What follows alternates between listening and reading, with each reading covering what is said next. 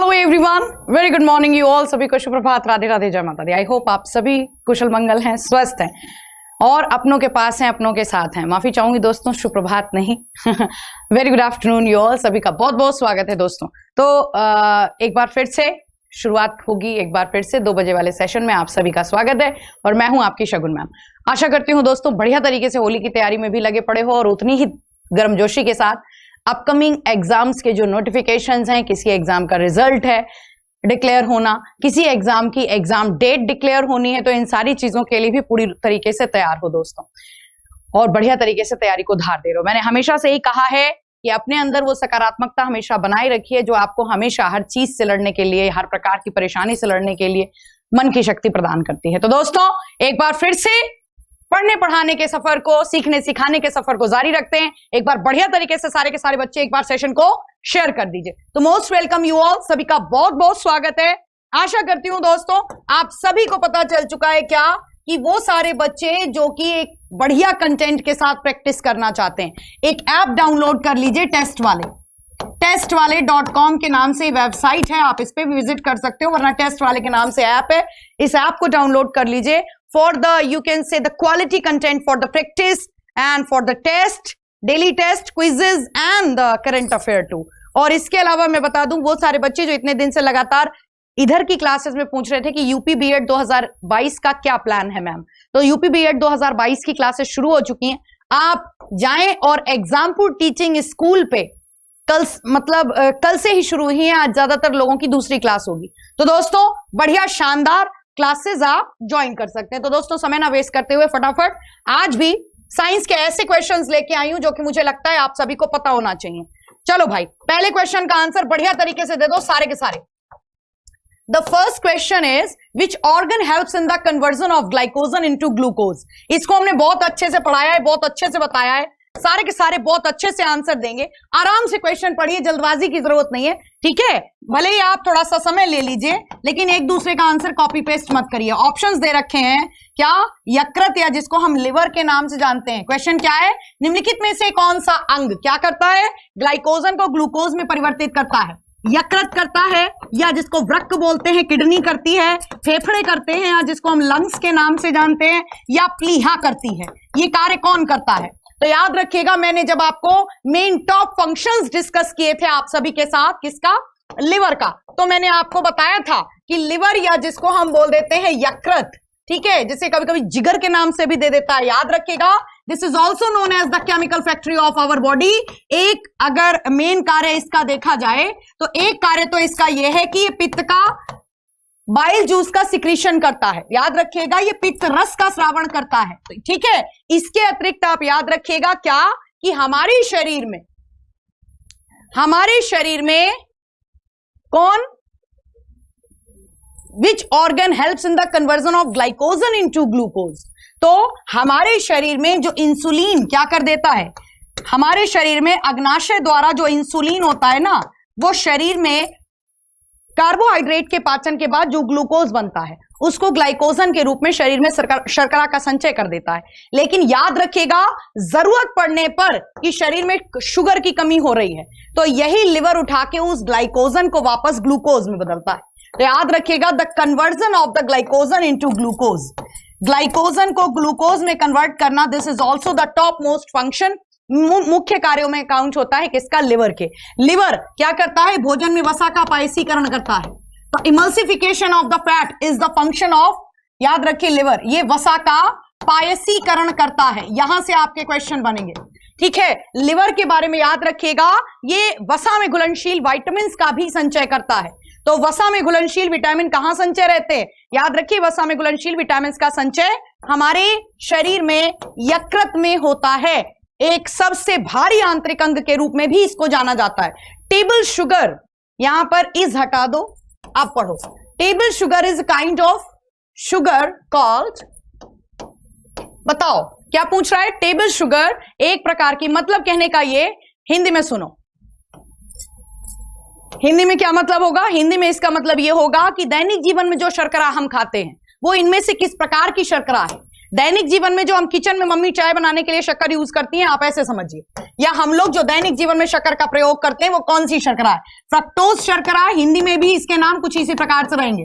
Fructose शर्करा होगी, sucrose शर्करा होगी, गैलेक्टोज शर्करा होगी। गैलेक्टोज कौन सी शर्करा होती है? या फिर जिसको हम ग्लूकोज के नाम से जानते हैं। बढ़िया तरीके से आंसर दोगे।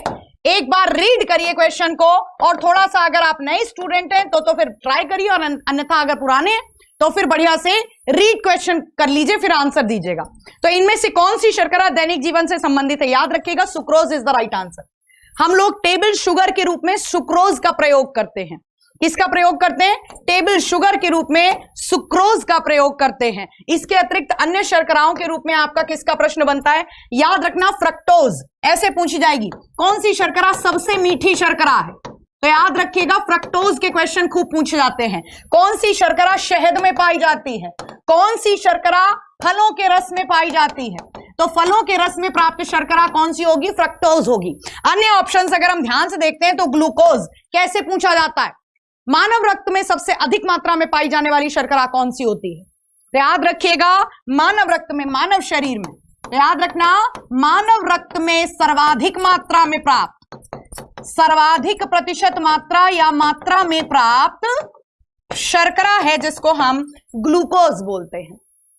हमारे शरीर में कार्बोहाइड्रेट का संचय किस रूप में रहता है? तो याद रखना, कार्बोहाइड्रेट के पाचन के दौरान वो ग्लूकोज जैसे मोनोसेकेराइड में टूटता है, लेकिन उसका संचय किस रूप में कर दिया जाता है? इंसुलिन जो अग्नाशय की बीटा कोशिकाओं से निकलता है वो इस ग्लूकोज को उठा के ग्लाइकोजन में कन्वर्ट कर देता है। तो याद रखिएगा, ये जितनी बातें मैंने आपसे डिस्कस की हैं इनमें से कुछ ना कुछ जरूर पूछा जाता है। ये टॉप मोस्ट क्वेश्चंस हैं what ever I am discussing with you. Which of the following is a fibrous protein? निम्नलिखित में से कौन एक रेशेदार प्रोटीन है? बढ़िया तरीके से आंसर देंगे सारे के सारे। इनमें से कौन एक रेशेदार प्रोटीन होगा? हीमोग्लोबिन, एल्ब्यूमिन, केराटिन या फाइब्रोनोजिन? हीमोग्लोबिन, एल्ब्यूमिन, केराटिन या फाइब्रोनोजिन? हम सभी को पता है हीमोग्लोबिन आरबीसी में पाया जाने वाला वो पिगमेंट है जो कि ऑक्सीजन का परिवहन करने में सहायता करता है। इसके अतिरिक्त याद रखिएगा ये क्या करता है? इसी की वजह से हमारे रक्त का रंग लाल होता है। एल्ब्यूमिन और फाइब्रोनोजिन ये रक्त के प्लाज्मा प्रोटीन होते हैं। ये रक्त के प्लाज्मा प्रोटीन होते हैं, जिनमें से एल्ब्यूमिन का क्वेश्चन ज्यादातर आपने फेस किया होगा क्या कि मानव मूत्र का असामान्य घटक कौन सा है? जब किसी की किडनी फेल हो जाती है, ज्यादातर किडनी का फंक्शन प्रॉपर नहीं हो पा रहा होता है, तो फिर एल्ब्यूमिन निकलने लग जाता है यूरिन के साथ। यूरिन के साथ यूरिया आना, जल आना, क्रेटिनिन की मात्रा आना, ये एक नॉर्मल चीजें हैं। लेकिन एल्ब्यूमिन अगर आ रहा है तो सिम्टम्स क्या होते हैं मैं तुम्हें बताती हूं। कैसे पता चले मैम कि हमारी यूरिन के साथ एल्ब्यूमिन आ रहा है? यूरिन का कलर आपका हल्का रेडिश हो जाएगा। जैसे तुम आजकल बहुत सारी दवाएं खा रहे हो, किसी दिन आप बहुत सारी दवाएं खाओ या आपको बुखार हो जाए आप, तो यूरिन का कलर कैसा होता है? एक होता है येलो, नॉर्मल येलो, एक होता है डार्क येलो जो रेडिश की ओर इशारा कर रहा होता है। तो अगर ऐसा कलर आ रहा है, कम कम टॉयलेट हो रहा है, बार बार जा रहे हैं, आपको सेटिस्फेक्शन नहीं हो रहा है, देन आपको एक बार चेकअप की जरूरत है। एल्ब्यूमिन तो नहीं निकल रहा। एल्ब्यूमिन निकल रहा होता है तो आपके जो शरीर के जोड़ होते हैं, जैसे कि एड़ी वाला जो जोड़ है, ज्यादातर घुटने वाला जो जोड़ है,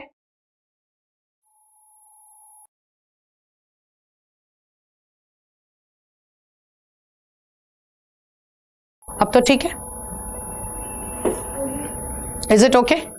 हाँ, तो ध्यान से सुनिए मैं क्या बता रही थी। शरीर के विभिन्न जोड़ों पर क्या होने लग जाता है? सूजन आने लग जाती है। फाइब्रोनोजिन रक्त का थक्का जमाने में सहायक है। लेकिन अगर हम बाकी प्रोटीन्स की बात कर लेते हैं, बाकी कौन से ऑप्शंस दे रखे हैं, तो याद रखना केराटिन। केराटिन हमारे, याद रखिएगा, ऐसे पूछा जाता है बालों की संरचना में किसका योगदान होता है? आपसे पूछा जाएगा नाखून की संरचना में किसका योगदान होता है? किसी जानवर के सींग निम्नलिखित में से किस प्रोटीन से बनते हैं? किसी जानवर के अगर हम बात करें खुर, जिसको पाव्स बोलते हैं, वो किससे मिलकर बने होते हैं? ये रेशेदार प्रोटीन होता है जिसको हम केराटिन के नाम से जानते हैं। आजकल खूब आपने ब्यूटी पार्लर्स के बाहर लिखा दिखा होगा कि हमारे यहाँ केराटिन ट्रीटमेंट होता है। तो वो केराटिन ट्रीटमेंट एक प्रकार का प्रोटीन ट्रीटमेंट है। Which metal poisoning is the cause of liver cirrhosis? जल्दी से बताओ सारे के सारे, इनमें से कौन सी धातु की विषाक्तता लिवर सिरोसिस का कारण बनेगी? जल्दी से बताएंगे सारे के सारे। लिवर सिरोसिस के नाम से आप क्या जानते हो? लिवर सिरोसिस क्या होता है? तो मैंने आपको ये पहले भी बताया है कि कॉपर से संबंधित कुछ विशेष प्रश्न बनते हैं, इनको अच्छे से कर लीजिएगा। हमारे शरीर में यकृत में एक समस्या हो जाती है यदि किसका एकत्रण हो जाए, ताम्र धातु का एकत्रण कहां पर हो जाता है, the collection of the copper when takes place in the liver then it can be the cause of the liver cirrhosis problem. तांबे से क्या क्या क्वेश्चन बनते हैं, मानव द्वारा प्रयुक्त प्रथम धातु, तो याद रखिएगा मानव द्वारा प्रयुक्त प्रथम धातु कौन सी है, तो याद रखेंगे तांबा। इसके अतिरिक्त आपको याद रखना है क्या कि कौन सी धातु है जिसके ऊपर हरे रंग की जंग लगती है, तो हरी जंग वाली धातु है, ठीक है। इसके अतिरिक्त एक अच्छा चालक है जिसका प्रयोग हम तारों में करते हैं, तो तारों में प्रयुक्त होने वाली धातु है, ठीक है। कर तो हम चांदी का भी सकते हैं, सबसे उत्तम चालक है, बढ़िया बेस्ट टू बेस्ट, लेकिन महंगी पड़ती है। तो तांबे को, इसके अलावा शरीर में विल्सन रोग का कारण, शरीर में विल्सन रोग का कारण कौन सी धातु होती है, तो याद रखिएगा शरीर में विल्सन रोग कॉपर के कारण होता है। कर ले जाओगे ना आराम से, ऐसा कोई भी क्वेश्चन नहीं है जो कि मुझे ऐसा लगता हो कि वनडे एग्जाम में बार बार पूछा गया हो और मैंने क्लास में डिस्कस ना किया हो, है ना। कोई बात नहीं, जो नए बच्चे जुड़े हैं एक बार उन सभी से मैं यही कहूंगी, ज्यादा नहीं 15-20 दिन दे दो कॉपी पेन के साथ, आपको साइंस में डर खत्म कर दूंगी, आप खुद ट्राई जरूर करने लग जाओगे, it's my promise to you. बहुत बड़े हम नहीं कह रहे कि हाँ तुम्हें पीएचडी करा देंगे, तुम्हें योद्धा बना देंगे, वनडे एग्जाम की दृष्टि से साइंस का खौफ खत्म कर दूंगी, अटेम्प्ट करने लग जाओगे। क्वेश्चन देखिए, saliva helps in the digestion of, लार के पाचन में मदद करती है, भाई कौन, लार किसके पाचन में, क्वेश्चन पूछ रहा है लार किसके पाचन में मदद करती है, किसके डाइजेशन में, वसा के पाचन में, मंड के पाचन में, ऑप्शंस देखो, वसा, मंड, प्रोटीन या फिर विटामिन, निम्नलिखित में से किसके पाचन में मदद करती है, बताओ सारे के सारे। लार निम्नलिखित में से किसके पाचन में मदद करती है, याद रखिएगा पाचन सिर्फ आमाशय में स्थान नहीं लेता है, ठीक है। चलो तो यहां पर ध्यान से सुनो, क्या कि मैंने क्या बताया कि डाइजेशन सिर्फ आपके पेट में मतलब आमाशय में नहीं होता है, डाइजेशन की शुरुआत तो डायरेक्ट आपके मुंह से हो जाती है। पाचन तंत्र कहां से कहां तक काउंट किया जाता है विज्ञान में, तो याद रखिएगा पाचन तंत्र को हम मुख गुहा से, खाना अंदर गया उसको जहां हमने चबाना शुरू किया वहां से लेके और बड़ी आंत का सबसे आखिरी भाग जिसको हम बोलते हैं रेक्टम, वहां तक पाचन तंत्र को काउंट किया जाता है, जिसको हम बोलते हैं डाइजेशन डक्ट, ठीक है। फिलहाल तो याद रखिएगा जब हम भोजन के पाचन की बात करते हैं तो एक्चुअली हम किसके पाचन की बात कर रहे होते हैं, तीन चीजों के पाचन की बात कर रहे होते हैं। किस किस के पाचन की, प्रोटीन के पाचन की, कार्बोहाइड्रेट के पाचन की और इसके अतिरिक्त वसा के पाचन की, ठीक है। याद रखिएगा मुंह में जब हमने खाना डाला और उसको दांतों के द्वारा कुचला गया, छोटे छोटे टुकड़ों में तोड़ा गया ताकि उसका पाचन आसान हो जाए, और उसमें सलाइवा मिक्स कर दी गई, सलाइवा के माध्यम से ही वहां पर शुरुआत हो गई मंड के पाचन की या कार्बोहाइड्रेट के पाचन की, ठीक है। याद रखिएगा, और सलाइवा मिलने के बाद उस भोजन को अब हम क्या कहेंगे, बोलस के नाम से जानते हैं। उसको जैसे ही हम स्वेल करते हैं तो वहां पर कौन सा, जितनी बातें कह रही हूं ध्यान से सुनो, वहां पर जब हमने निगला उसको तो हलक पे कौन सा अंग वहां पर हमारा जो पॉइंट था वो उसे क्या कह सकते हैं हम, तो उसको फेरिंग्स बोलते हैं। फेरिंग्स, वहां से हमने निगला, एपिग्लोटिस ने उसको स्थान दिया, वो अंदर गया, तो एपिग्लोटिस नामक संरचना यहां पर होती है जहां से हम किसी चीज को स्वेल करते हैं तो वो अंदर नीचे भेज देता है। अब पेरिस्टाल्टिक मोशन करते हुए, अब ये पेरिस्टाल्टिक मोशन क्या होता है, हम सुबह सुबह मंजन करने के लिए पेस्ट में से ब्रश के ऊपर क्या निकालते हैं, मंजन निकालते हैं, तो मंजन खसकना दबा दबा के, वो उस टाइप का पुचक पुचक, हंसना नहीं लेकिन यही होता है। पेरिस्टाल्टिक मोशन क्या है, किसी हमने कोई पाइप जैसा दिया और हमने कहा इसमें देखो माल भरा हुआ है, तुमने क्या किया, उसे पकड़ के और इस तरीके से देखो ऐसे करके दबाया, ऐसे करके, तो this is called the peristaltic motion. वो किस मोशन के संग खसक रहा है, अब समझ में आया। तो इसी तरीके से यहां से वो खसक खसक के आमाशय तक आया। अब यहां पे प्रोटीन का पाचन होगा। लेकिन दूसरा प्रश्न जो कि सबसे ज्यादा आपसे पूछा जाता है, जितनी बातें हमने डिस्कस करी है, क्या हलक में या जिसको ग्रसनी बोलते हैं, हाँ आपसे पूछा जाएगा मुख गुहा के बाद भोजन, मुख गुहा के बाद और आमाशय से पहले भोजन किस स्थान से खसकता है, तो एपिग्लोटिस स्थान जगह होती है, और ये कहां पे होती है? फेरिंक्स, या जिसको हम बोल देते हैं ग्रसनी में होती है। और उसके बाद आमाशय में भोजन का पाचन होता है, किसका? प्रोटीन का पाचन होता है पेप्सिन के द्वारा। फिलहाल तो याद रखिएगा मंड पाचन इज द राइट आंसर, या starch is the right answer. ठीक है, नेक्स्ट क्वेश्चन देखो। Coagulation of milk into curd take place. दूध से दही का थक्का बन जाना। The coagulation of milk into curd, दूध से दही का जमाव निम्नलिखित में से किसके कारण होता है? बढ़िया तरीके से आंसर दो। दूध से दही का जमाव निम्नलिखित में से किस प्रोटीन के कारण होता है? रेनिन के कारण, पेप्सिन के कारण, रेजिन के कारण, किसके कारण? बढ़िया तरीके से, वेरी गुड, सारे के सारे बहुत बढ़िया जा रहे हो, शानदार तरीके से।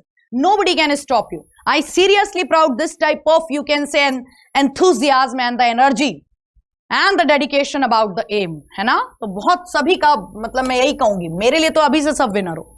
याद रखिएगा rennin is the right answer. क्या आंसर होगा यहाँ पे? रेनिन। दूध से दही में कन्वर्ट करने के लिए, दूध से जब दही में परिवर्तित होता है, ये कौन सी अभिक्रिया कहलाती है? क्या ना, इसको हम किण्वन या फर्मेंटेशन के नाम से जानते हैं। किण्वन या फर्मेंटेशन के नाम से जानते हैं। दूध से दही में कन्वर्ट करने के लिए कौन सा बैक्टीरिया रिस्पॉन्सिबल है? तो याद रखना लैक्टोबैसिलस बैक्टीरिया। कौन सा बैक्टीरिया? लैक्टोबैसिलस बैक्टीरिया उत्तरदायी होता है दूध से दही में परिवर्तन के लिए। कौन सी शर्करा पाई जाती है? लैक्टोज शर्करा। कौन सा अम्ल पाया जाता है? Lactic acid. क्वेश्चन देखिए, biggest organ of human body, मानव शरीर का सबसे बड़ा अंग, बड़ा इन द सेंस अगर हम बात करें तो वजन की दृष्टि से कौन सा आंतरिक अंग इनमें सबसे भारी होगा? तो जल्दी से बता दो। हृदय, लिवर, या जिसको हम बोलते हैं यकृत, किडनी जिसको वृक्क बोलते हैं। लो भाई, हृदय, यकृत, वृक्क, या जिसको हम मस्तिष्क बोलते हैं माइंड, या जिसको हम मस्तिष्क बोलते हैं माइंड। बढ़िया से आंसर दो सारे के सारे। मानव शरीर का सबसे बड़ा या सबसे भारी आंतरिक अंग 1.5 किलो वेट के साथ। तो याद रखिएगा ये सबसे भारी आंतरिक अंग है, सबसे भारी इंटरनल ऑर्गन या आंतरिक अंग। याद रखिएगा जिसका वजन करीबन 1.5 किलो होता है। इसके अतिरिक्त आपको क्या याद रखना है? सबसे बड़ी ग्रंथि है हमारे शरीर की, सबसे बड़ी ग्रंथि अंतःस्रावी और बहिःस्रावी दोनों ग्रंथियों में सबसे बड़ी ग्रंथि कौन सी है? लिवर। इसके अतिरिक्त ये सबसे बड़ी बहिर्स्रावी ग्रंथि भी है, सबसे बड़ी बहिर्स्रावी ग्रंथि में भी इसी का काउंट होगा। ठीक है, ऑलराइट। अच्छा, सबसे बड़ी मिश्रित ग्रंथि कौन सी है? अग्नाशय। सबसे बड़ी अंतःस्रावी ग्रंथि कौन सी है? जिसको हम बोलते हैं अवटु ग्रंथि, थायराइड, है ना? तो यहां से आप लिवर के क्वेश्चन करके ले जाएंगे। Next question, apart from the carbohydrate another source of energy in the body, हमारे शरीर में कार्बोहाइड्रेट के अतिरिक्त सबसे अधिक ऊर्जा कौन प्रदान करता है? प्रोटीन, वसा, मिनरल, या जिसको खनिज बोलते हैं, या विटामिन? जल्दी से बताएंगे सारे के सारे। हमारे शरीर में कार्बोहाइड्रेट के अतिरिक्त दूसरा कौन है जो सबसे अधिक ऊर्जा प्रदान करता है? जल्दी से बताओ सारे के सारे। ऑप्शंस है प्रोटीन, वसा, खनिज या विटामिन। इनमें से कौन है जो सबसे अधिक हमको क्या प्रदान करता है? कार्बोहाइड्रेट के बाद ऊर्जा। तो याद रखना वसा। Fat is also responsible, also the main cause to provide the energy, to maintain the temperature of the body, to give the shape of the body. कैसे? याद रखिएगा वसा, वसा का संचय ही हमारे शरीर में एक विशेष प्रकार के ऊतक, जिनको एडिपोज टिश्यू कहते हैं, वसीय ऊतक कहते हैं हिंदी में, उनका जन्म उनको देता है, प्रदान करता है। एडिपोज टिश्यू हमारे शरीर को सुंदर आकार प्रदान करते हैं। सपोज हमारे शरीर में थोड़ा बहुत फैट होना भी जरूरी है। सपोज तुम हंसो तो तुम्हारे गाल ही ना पता चला पचके हुए, तो तुम सुंदर लगोगे नहीं ना। हम लोगों में अगर हम बात करें स्त्रियों में वक्षस्थल का विकास, जिसको हम बोलते हैं ब्रेस्ट, तो जिसको बोलते हैं the shape of the, you can say the proper feminine body, वो किसकी वजह से आ पाता है? कूल्हे का विकास होना। कोई बहुत ज्यादा खाता है तो पेट निकल आता है, इसको बोलते हैं एडिपोज टिश्यू। तो याद रखिएगा ये हमारे शरीर के क्या क्या फंक्शन होते हैं? वसा से क्या हमारे शरीर को एनर्जी मिलती है, हमारे शरीर का बॉडी टेम्परेचर मेंटेन, शरीर के तापमान को नियंत्रित करने में भी वसा मदद करता है। ठीक है, याद रखिएगा। तो यहां से आपके क्वेश्चंस बनते हैं।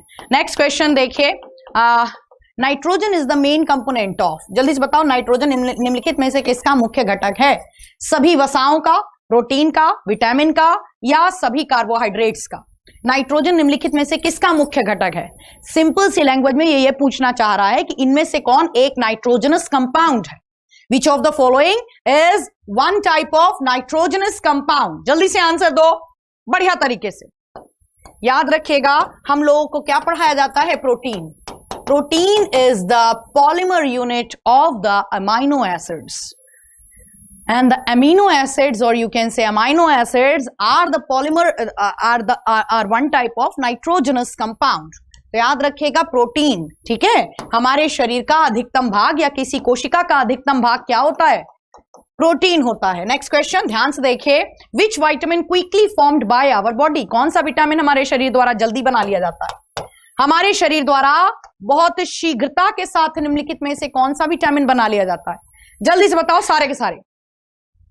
हमारे शरीर द्वारा किस विटामिन का शीघ्र संश्लेषण कर लिया जाता है? कौन सा विटामिन हमारे शरीर द्वारा बहुत जल्दी बना लिया जाता है? जल्दी से बताओ सारे के सारे। हम लोग सिर्फ यदि सूर्य के प्रकाश के संपर्क में आते हैं तो हमारी त्वचा में उपस्थित मेलानिन से पराबैंगनी किरणें अभिक्रिया करके क्या बना ले जाती हैं? विटामिन डी बना ले जाती हैं। याद रखिएगा विटामिन डी का एक बढ़िया स्रोत माना गया है सूर्य की किरणें या सनरेज को, और याद रखिएगा इसको कैल्सीफेरॉल के नाम से भी जाना जाता है, ठीक है। विटामिन डी जो कि एक वसा या कह सकते हो फैट सॉल्युबल विटामिन है। कैसा विटामिन है? फैट सॉल्युबल विटामिन है। याद रखेंगे ना, यहां से आपके क्वेश्चंस बनेंगे, ठीक है, याद रखना। नेक्स्ट क्वेश्चन ध्यान से देखो, vitamin which is not the part of any vegetarian food? Vitamin जो किसी भी मांसाहारी भोजन का हिस्सा नहीं है। बढ़िया तरीके से आंसर दो। सारे के सारे क्वेश्चंस आपको पता होने चाहिए। इस प्रकार के क्वेश्चन हैं जो कि वनडे एग्जाम में ज्यादातर पूछ लिए जाते हैं, और किसी भी परीक्षा की यदि आप तैयारी कर रहे हो जिसमें नॉर्मल 9-10th लेवल का कॉमन जीएस आता है तो उसमें अप्लाई होंगे क्वेश्चंस। विटामिन जो कि किसी भी मांसाहारी भोजन का हिस्सा नहीं है, तो याद रखिएगा विटामिन सी। विटामिन सी ये ज्यादातर कौन से फलों से मिलता है? कहना जो साइट्रस फल होते हैं। साइट्रस फल क्या होते हैं? जो सिट्रिक एसिड का स्रोत होते हैं, जैसे कि मौसमी हो गया, जैसे कि आपका नींबू हो गया, जैसे कि आंवला हो गया, ये साइट्रस फलों में सबसे ज्यादा पाया जाता है।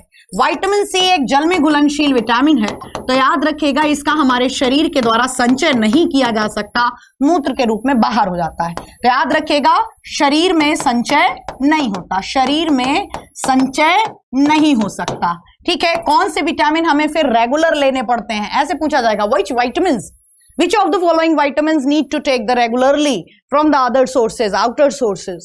तो याद रखिएगा need to take regularly, इसको नियमित रूप से लेना पड़ता है, need to take regularly, ठीक है। इसकी कमी से कौन सा रोग हो जाता है? याद रखिएगा इसकी कमी से स्कर्वी नामक रोग हो जाता है, ये हम सभी को पता है। शरीर से ऐसे पूछा जाएगा, मसूड़ों से खून आदि का आना किस विटामिन के कारण होता है? विटामिन की कमी के कारण होता है। क्या याद रखेंगे? विटामिन सी की कमी के कारण ऐसा होता है। Vitamin which also responsible for the immunity of our body, इनमें से कौन सा विटामिन हमारे शरीर की प्रतिरोधक क्षमता के लिए उत्तरदायी है? दिल से यदि कुछ सीखने को मिल रहा हो और दिल से ये सेशन अच्छा लग रहा हो, आपको लग रहा हो कि हाँ इस कंटेंट, इस क्लास से भले ही 10-15 मिनट जितनी देर भी आप जुड़े हों, यदि कुछ सीखने को मिला तो शेयर जरूर कर दीजिएगा सेशन। मैं सिर्फ एक ही दरख्वास्त करती हूं ताकि आप जैसे और भी सुंदर सुंदर चेहरे इस सेशन का फायदा उठा सके। दूर दराज कोई बैठा बच्चा यदि नोट्स बना लेगा, बिलीव मानो फायदा ही होगा। विटामिन जो हमारे शरीर को रोग प्रतिरोधक क्षमता प्रदान करते हैं, हमारे शरीर में शरीर की जो इम्यूनिटी पावर होती है वो कौन सा विटामिन क्रिएट कर सकता है? कौन सा ऐसा विटामिन है? तो विटामिन ए के बारे में हमको क्या क्या याद रखना है? इसको याद रखना है आपको कि रेटिनॉल के नाम से भी जाना जाता है। Retinol is the other name of vitamin A.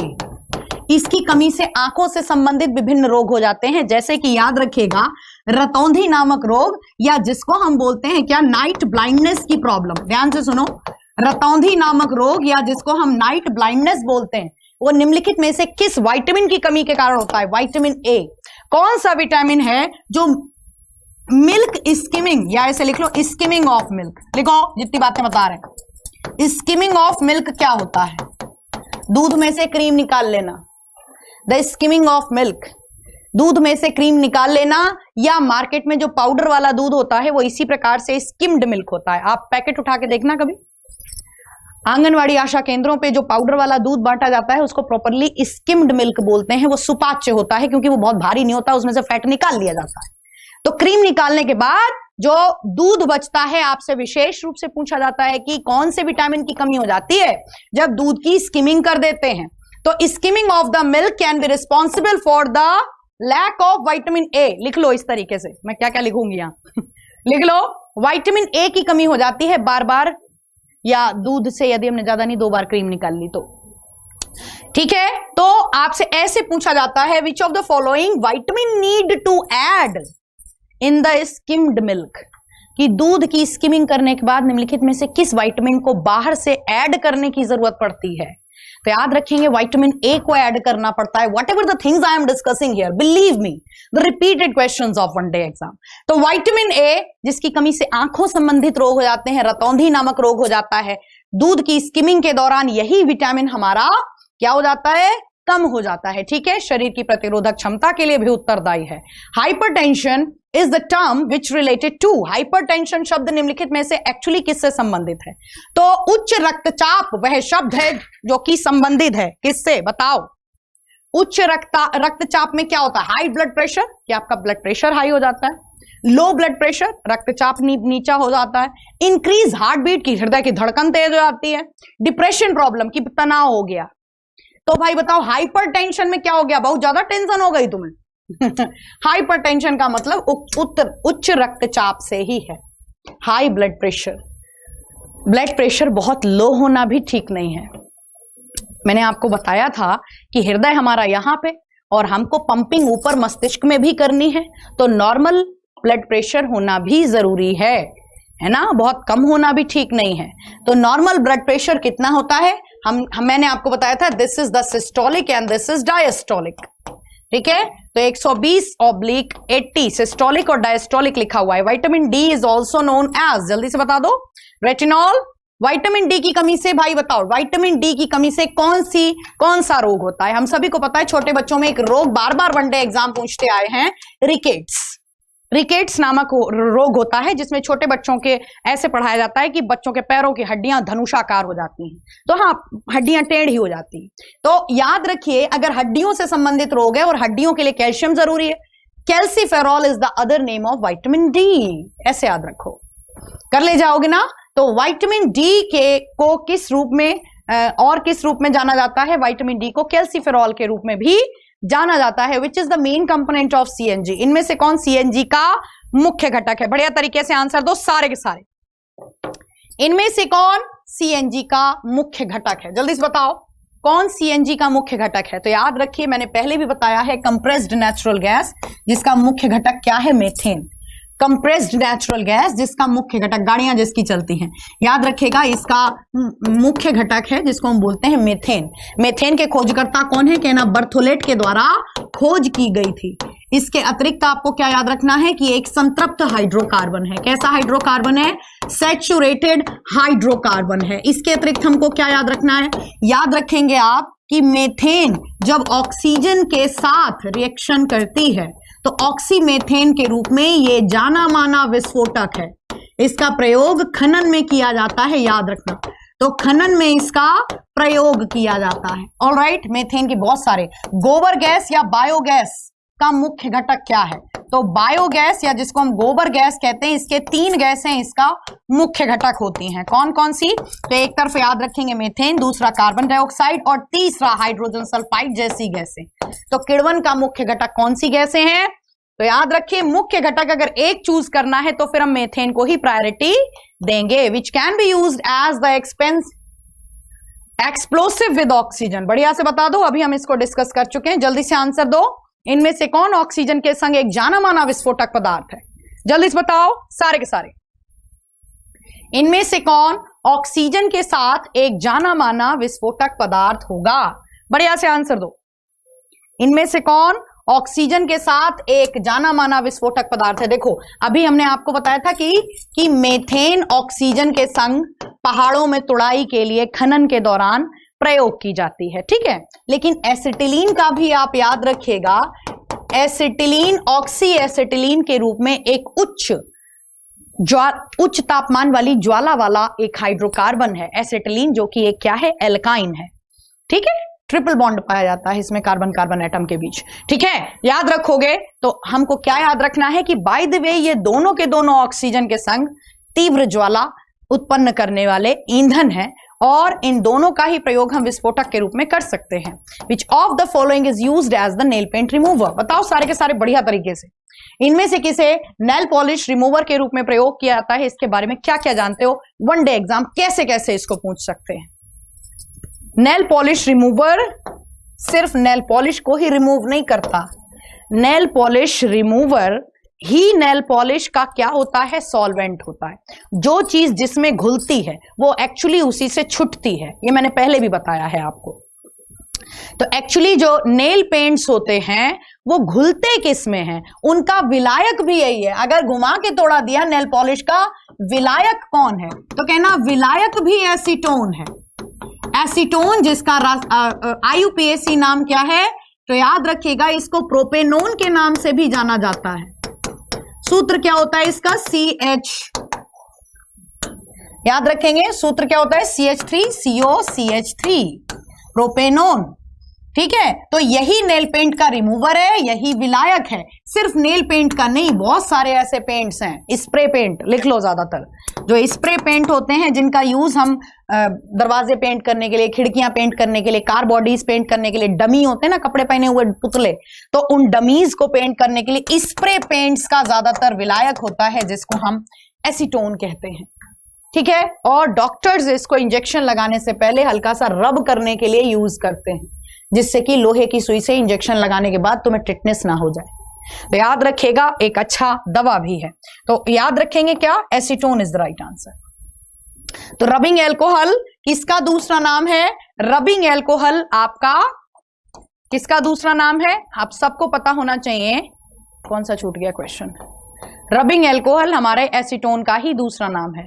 Question देखो ध्यान से, आपसे क्या पूछ रहा है, smelling agent used in the LPG gases, LPG में गंधकारक के रूप में किसका प्रयोग किया जाता है? जल्दी से आंसर दो सारे के सारे। LPG में निम्नलिखित में से किसका प्रयोग गंधकारक के रूप में किया जाता है? बढ़िया से आंसर दो। तो LPG में गंधकारक के रूप में किसका यूज होता है कि गैस रिलीज हो रही, बदबू आ रही, किसकी बदबू आ रही, किसकी महक आ रही?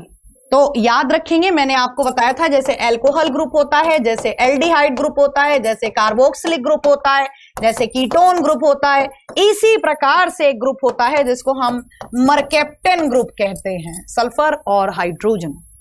तो याद रखिएगा कि एथेन जैसी गैस में जब मर्केप्टेन ग्रुप इंट्रोड्यूस हो जाता है तो फिर हम उसको इथाइल मर्केप्टेन कहते हैं। तो याद रखेंगे LPG वैसे तो एक ऐसा हाइड्रोकार्बन है जिसको हम घरेलू स्तर पर, LPG क्या है, LPG के बारे में हम सभी को पता है कि प्रोपेन तथा ब्यूटेन, प्रोपेन तथा ब्यूटेन ये दोनों LPG के मुख्य घटक हैं। लेकिन किसकी मात्रा अधिक होती है, ब्यूटेन की प्रतिशत मात्रा थोड़ी अधिक होती। मैथ एथप्रोप C3 और H8 और C4H10 ये सूत्र होते हैं प्रोपेन ब्यूटेन के।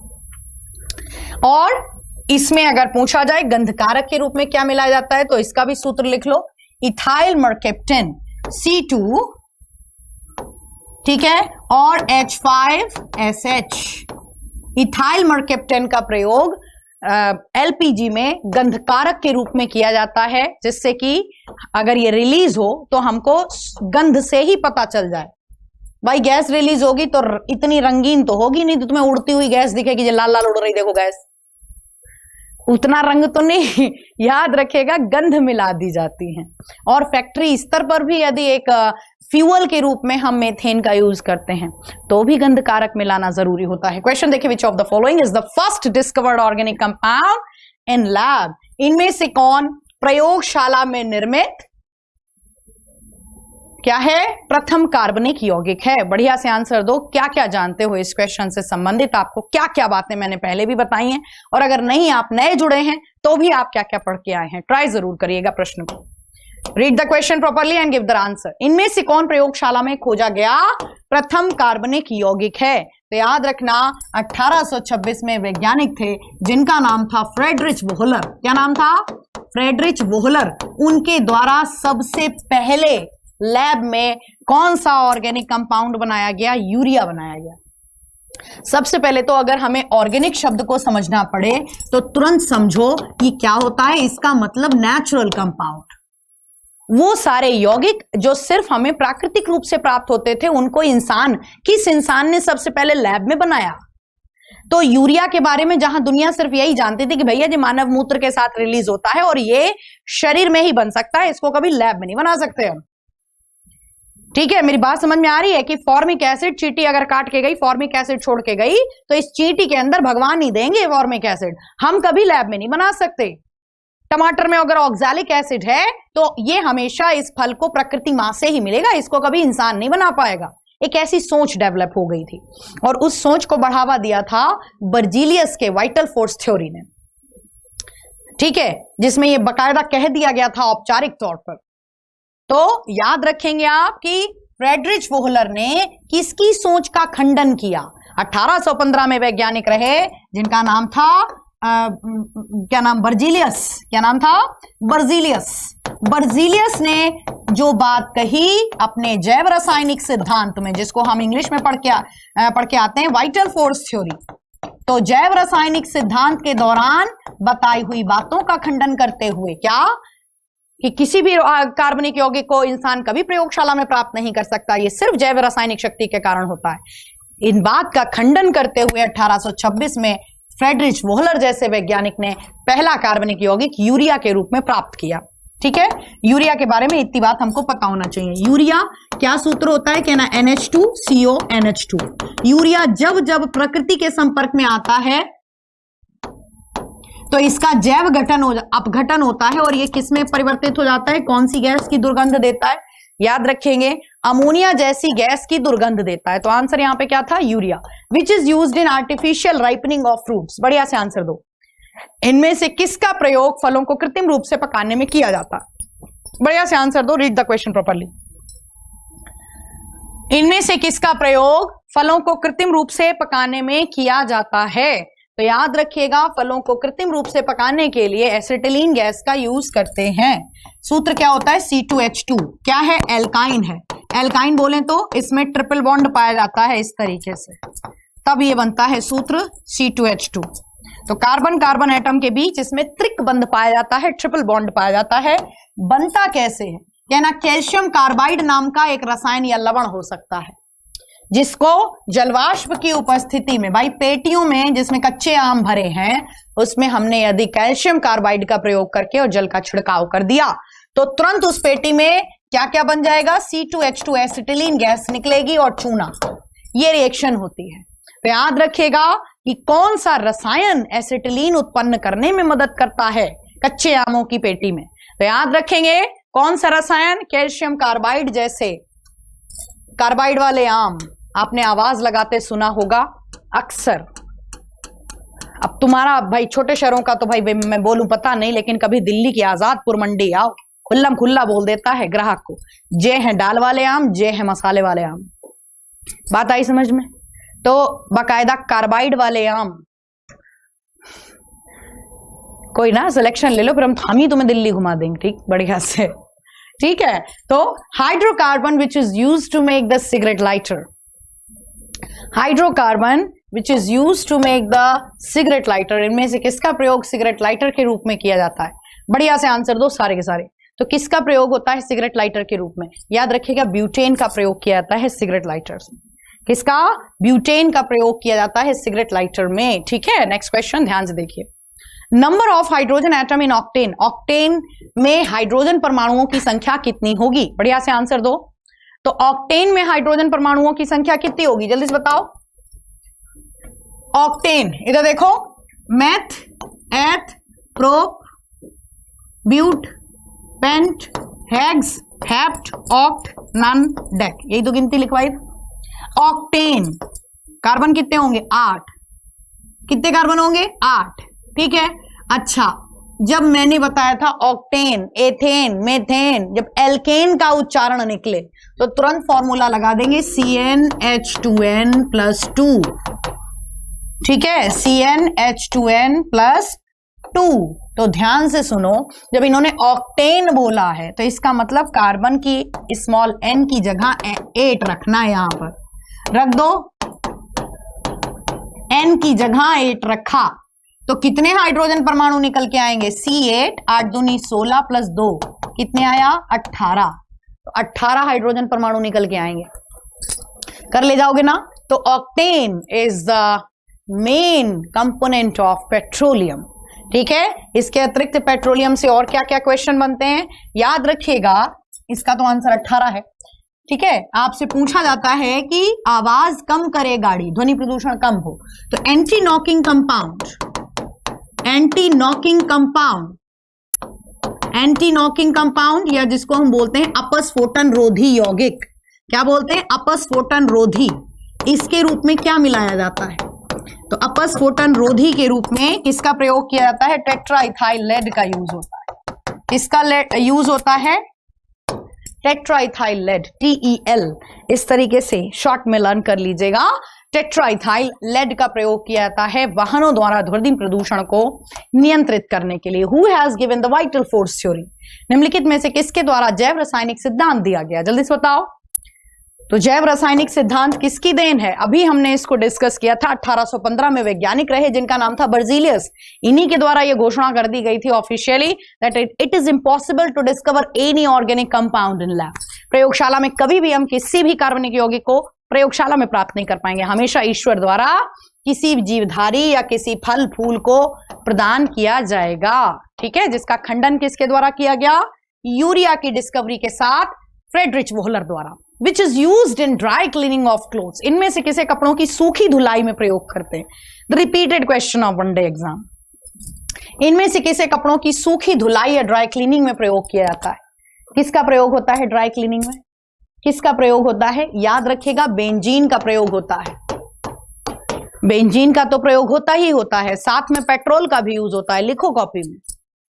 अगर तुमसे पूछें कि इनमें से किसका यूज होता है, एक तरफ दे दी बेंजीन, फिर दे दिया पेट्रोल और नीचे दे दिया थोड़ा सा एसीटोन और चौथा दे दिया ऑल अबव, तो फिर वहां खाली बेंजीन मत टिक करके आना, पेट्रोल का भी यूज होता है ड्राई क्लीनिंग में। ठीक है, ड्राई क्लीनिंग में पेट्रोल का भी यूज होता है और अल्प मात्रा में एसीटोन भी यूज होता है। ठीक है, तो याद रखना बेंजीन जिसका सूत्र क्या है? C6H6, it is aromatic hydrocarbon. इसका यूज किया जाता है किसके उसमें ड्राई क्लीनिंग में प्रयोग होता है। ठीक है, एक जाना माना विलायक है। नेक्स्ट क्वेश्चन ध्यान से देखिए।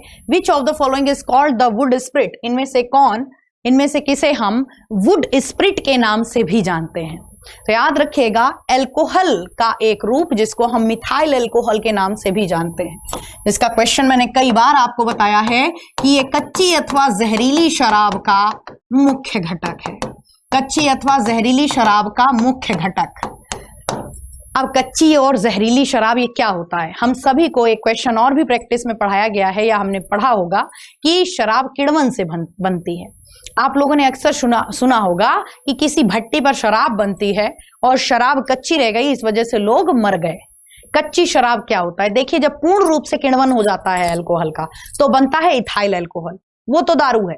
लेकिन अगर पूर्ण रूप से किण्वन नहीं हो पाया, अपूर्ण इनकम्प्लीट फर्मेंटेशन रह गया, तो बनके रह जाता है मिथाइल अल्कोहल, और वो कच्ची अथवा जहरीली शराब है। ये बात मैं इस टाइम और इसलिए हाईलाइट करना चाहूंगी। बच्चा, हाथ जोड़कर आप सभी से विनती कह लो, आपके माँ बाप के खातिर या कह लो आपके परिवार के खातिर, बहुत छोटा सा परिवार, आप सभी दुआ की कामना करता है।